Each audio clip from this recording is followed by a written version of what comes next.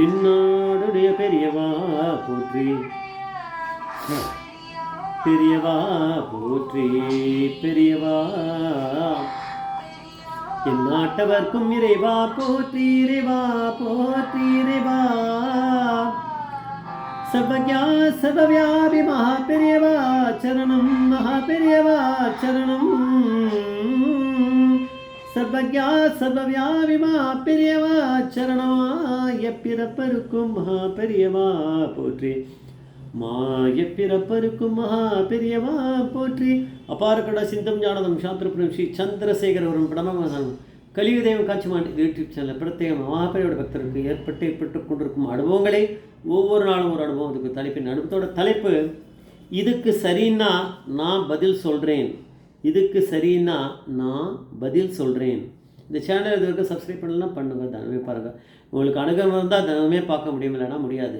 அது பெரியவா தான் பார்த்துக்கிறாத, நான் பார்த்துக்கிறது என்னோடய ரோல் இல்லை. அது பெரிய சத்தியமான அனுபவங்களை பார்த்து அது எப்படி இருக்கோ அந்த ஆடியோ அது அதை வந்து எப்படியோ அதை பற்றி நம்ம குறை சொல்லக்கூடாது.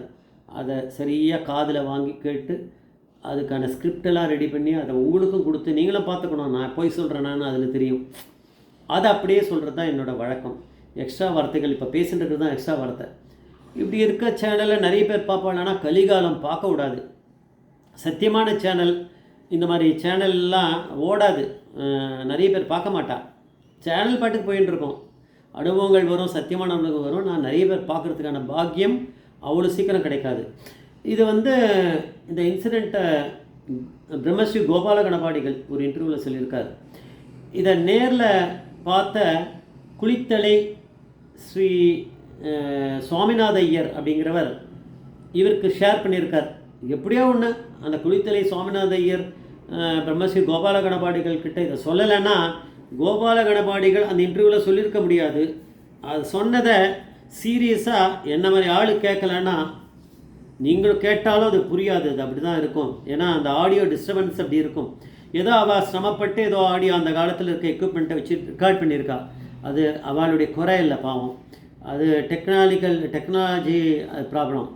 ஆனால் இப்போ ஒழுங்காக பண்ணலாமே அப்படின்னா எனக்கு கொஞ்சம் ஸ்ரத்தை, அந்த ஒரு கர்ப்பம் இல்லாமல் ஸ்ரத்தை கொடுத்தா தான் என்னால் பண்ண முடியும், இல்லைன்னா முடியாது. இதை வந்து அவர் என்ன பண்ணியிருக்கார், ஒரு தடவை வந்து மடத்துக்கு ஒரு யோகின்னு சொல்லிட்டு ஒருத்தர் வந்தாராம். ஒரு யோகியாக அவர் வந்திருக்காரு. மாபெரியோட தரிசனம் பண்ணணுன்னு வந்து சில சந்தேகங்களை கேட்கணும்னு வந்தாராம். பெரியவாவை கொஞ்சம் பார்க்க முடியாத மாதிரி அது மிஸ்கம்யூனிகேஷன் ஏதோ வந்திருக்கு. பெரியவா இங்கே இருக்கா அங்கே இருக்கா ஏதோ ஒன்று, பெரியவா இருந்தபோதே பார்க்க முடியலையான்னு தெரியல. அவர் போயிட்டாராம். அந்த விஷயத்தை அப்புறம் பெரியவா கிட்ட சொன்னாலாம். யாரோ ஒரு யோகின்னு ஒருத்தர் வந்தார், பார்க்க முடியாமல் போயிட்டார், ஏதோ கேள்விகள்லாம் கேட்கணுன்னாராம். பெரியவா சொன்னாலாம் சிஷ்யர்கிட்ட, இந்த மாதிரியான யோகிகள்லாம் யாராவது வரான்னா என்னை பார்க்க வர சொல்லணும், அது சரியாக எனக்கு தெரியப்படுத்தணும், சரியா அப்படின்னு சொல்லி பெரியவா கொஞ்சம் கண்டிப்பாக சொல்லியிருக்கார். அப்படி போனவர் திருப்பி வருவாரா அப்படின்னா பரமேஸ்வரன் தானே அவரை வரவழைக்கிறார், போக வைக்கிறார். வந்துட்டார். 2-3 நாளே திரும்பி வந்தார் அவர். அந்த யோகி வந்து நிறைய மெடிடேஷன்ஸ்லாம் பண்ணி அதில் சித்தியானவர். அவர் வந்து சாப்பிட நினச்சா சாப்பிட முடியும், வேண்டாம் நினச்சாருன்னா சாப்பிடாமல் இருந்துருவாராம். அவர் ஜலம் குடிக்கணும்னு நினச்சா குடிக்க முடியும், ஜலமே குடிக்க வேணாம்னு நினச்சா குடிக்காமல் இருப்பாராம். இந்த மாதிரி அவர் பெரிய யோக சக்தி, அவருக்கு மந்திர சக்தி நிறைய இருக்கான் அவருக்கு அப்படின்னு அவர் இதை சொல்லின்னு இருக்கார். பெரியவா கிட்ட வந்தால் தானே தெரியும் அவர் என்ன பண்ணுறாரு என்ன அதுன்னு. இந்த மாதிரியான ஒரு அன்னைக்குன்னு பார்த்து பெரியவாக்கு முன்னாடி நிறைய பண்டிட்ஸ் உட்காந்துட்டுருக்கா. அவள்லாம் சீரியஸாக ஏதோ அவளுக்குள்ளே பேசிகிட்டு இருக்கா, இல்லை பெரியவா இன்னும் பேச ஆரம்பிக்கலை. அந்த மாதிரி சுச்சுவேஷன். இந்த வந்தவர் யோகி கிட்ட பெரியவா பேசுகிறது எதுவுமே அவள் கவனிக்கலை அப்படின்ற மாதிரியான ஒரு சுச்சுவேஷன் க்ரியேட் ஆகிடுது. ஆனால் இதை கேட்டவர், முழுக்க கேட்டவர் அங்கே இருந்த குளித்தலை சுவாமிநாத ஐயர்.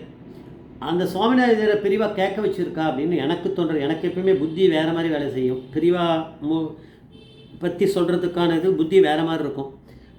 அவரை விட்டதுனால அவருக்கு புரிஞ்சிருக்கு, அவர் கேட்டிருக்காரு. எல்லாம் யாருமே அங்கே இருக்குவா யாருமே எதுவுமே புரிஞ்சிக்கலை. பெரியவாளுக்கும் இந்த யோகிக்கும் நடந்த சம்பாஷணையை அவள் கவனிக்கவே இல்லையாம். அவளுக்குள்ளே ஏதோ பேசிக்கிறா, ஒருத்தருக்குள்ளே பக்கத்தில் இருக்குவா, பக்கத்தில் ஏதோ அவளுக்கு என்ன ஒர்க் கொடுத்தாளா பெரியவா தெரியாது. அவள் இந்த பக்கமே பார்க்கல பெரியவா என்ன பண்ணுறாளேன்னு. ஆனால் நடந்தது 4 நிமிஷமோ 5 நிமிஷமோ தான் இந்த இன்சிடெண்ட்டே நடந்திருக்கு. நீங்கள் பார்க்கணும் பெரியவா எப்பேற்பட்ட பரமேஸ்வரன். அப்போ தான் உங்களுக்குலாம் புரியும். எனக்கு மாத்திரம் என்ன புரியணும், எனக்கும் புரியல.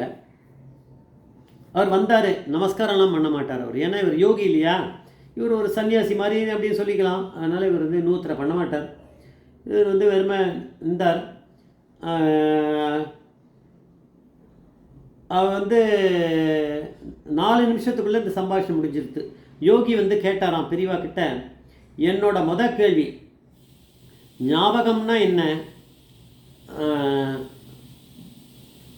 அப்படிங்கிறது உண்டா இல்லையா கத்தன் ரைட்டாக ஒரு கேள்வி கேட்டார். மகாபெரிவா சொன்னார், உன்னோட 2வது கேள்வியை சொல்ல அப்படின்னார். அதுக்கு இந்த யோகி சொன்னாராம், கேள்வியிலேயே 2வது கேள்வியோட பதிலும் இருக்குது அப்படின்னாராம். எவ்வளோ திமிர் இருக்கணும். மகாபெரிவா சொன்னாராம், உன்னோட கேள்வியோட பதிலையும் நான் சொல்லணும், அந்த பதிலேருந்து 2வது கேள்வியும் என்னதுன்றதை நான் பார்த்துக்கணும், 2வது கேள்வியோட பதிலையும் நானே சொல்லணும் இல்லையா. நான் இதை புரிஞ்சுக்கிறதுக்காக அந்த வீடியோவை எத்தனை தடவை பார்த்துருப்பேன்னு எனக்கு தெரியாது. பெரியவா அந்த மாதிரியான ஒரு புத்தி எனக்கு எப்பயுமே கொடுக்கணும். அது என்னால் கணக்கு சொல்ல முடியாது.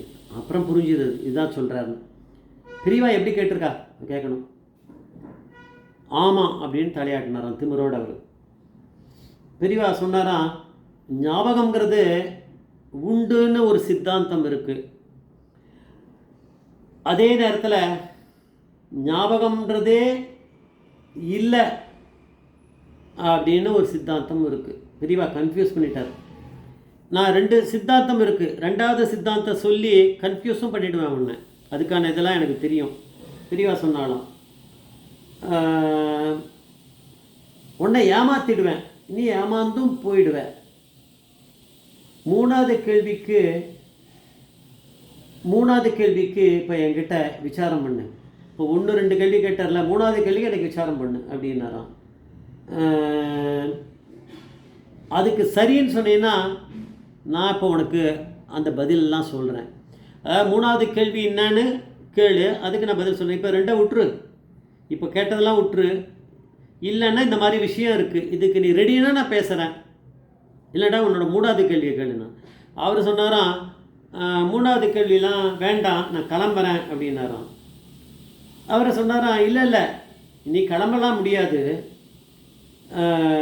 நான் இன்னொரு சமயம் வந்து உங்களை பார்க்குறேன் அப்படின்னாராம். அது தப்பிச்சு ஓடுறது நைஸாக. நீ உன்னை நான் விடமாட்டேன், போக முடியாது, நீ இந்த நிமிஷமே இப்பயே பதில் சொல்லணும் நான் கேட்டதுக்கு. ஞாபக சக்தி உண்டுன்னு ஒன்று சொல்கிறது, ஞாபக சக்திங்கிறது ஒன்று இல்லைன்னே இன்னொன்று சொல்கிறது. சாஸ்திரங்கள் அப்படி இருக்குது. அது 2த்தையும் வச்சு நான் உங்கள்கிட்ட கன்ஃபியூஸ் பண்ணுவேன். அப்போ நீ என்ன பண்ணுவேன்னு பார்க்கலாம். பெரியவா அப்படியே பரமேஸ்வரன் தான் அதை பண்ணியிருக்காரு. அவர்கிட்ட முன்னாடியே வந்து இந்த மாதிரி சவால்லாம் விட்டா ஒன்றும் பண்ண முடியாது. நேராக சாஸ்டாங்கமாக ஒரு நமஸ்காரம் பண்ணாராம், கீழ் வந்தாரான், என்னை விட்டுருங்க நான் வரேன்ட்டு கிளம்பி போயிட்டாராம். தெரிஞ்சுக்கணும், இந்த மாதிரி இந்த சுவாமிநாத ஐயர் அப்படிங்கிற நேர பார்த்தவர் கோபால கணவாடிகள் கிட்ட இது மாதிரி சொல்லலைன்னா இந்த மாதிரி கர்வத்தோடு இருக்கவாள்லாம் என்ன ஆவா, அவள்லாம் தெரிஞ்சுக்கலாம். பெரியவா அப்படிங்கிற பரமேஸ்வரன் எப்பேற்பட்டவன். ஜெய் ஜெய் சங்கர சங்கர மகாபிரியா பாதமேஸ்வரன் மகாபிரியா பாதமேஸ்வரனம்.